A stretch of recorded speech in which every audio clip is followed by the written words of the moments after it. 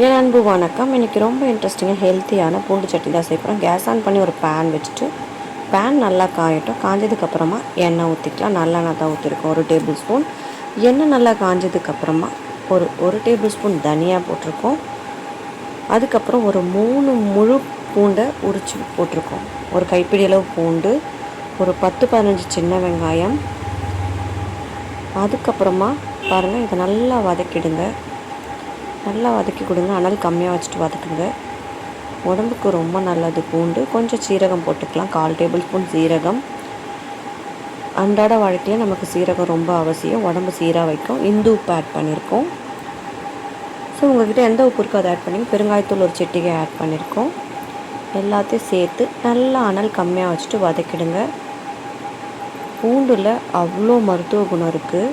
நம்ம உடம்புக்கு ரொம்ப நல்லது பூண்டு. ஒரு சின்ன துண்டு புளி ஆட் பண்ணியிருக்கோம். இதோடு சேர்த்து நம்ம காரத்துக்கு ஏற்ற மாதிரி காஞ்ச மிளகாய் ஆட் பண்ணிக்கலாம். ஒரு 8 காஞ்ச மிளகாய் ஆட் பண்ணியிருக்கேன். எல்லாத்தையுமே நல்லா அனல் கம்மியாக வச்சுட்டு ஃப்ரை பண்ணிவிடுங்க. அதுக்கப்புறம் ஒரு இனுக்கு கருவேப்பிலை போட்டிருக்கோம். ஸோ எல்லாத்தையும் சேர்த்து வதக்கி ஆற வச்சுட்டு ஒரு மிக்ஸி ஜாரில் எல்லாத்தையுமே ஆட் பண்ணிக்கலாம். பாருங்கள், எண்ணெய் இல்லாமல் இந்த வதக்கின எல்லாத்தையுமே ஆட் பண்ணிவிட்டு நம்ம அரைச்சிடலாம்.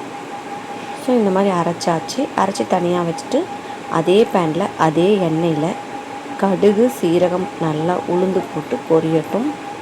பொரிஞ்சதுக்கப்புறமா கருவேப்பிலை ஆட் பண்ணிக்கலாம். ஸோ அதுக்கப்புறம் கொஞ்சம் பெருங்காயத்தூள் ஆட் பண்ணிக்கலாம்.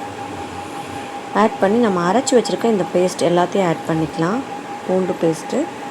ஸோ எல்லாத்தையும் ஆட் பண்ணி நல்லா மிக்ஸ் பண்ணி கொடுத்துடலாம்.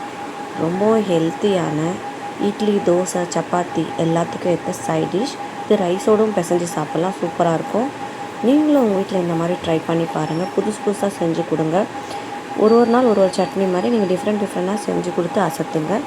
மீண்டும் சுவைக்க தூண்டும் ஆனாஸ் கிச்சன் தமிழ். ஸோ வேறொரு இன்ட்ரெஸ்டிங்கான ரெசிபியில் நான் உங்களை சந்திக்கிறேன். தேங்க்யூ ஃபார் வாட்சிங்.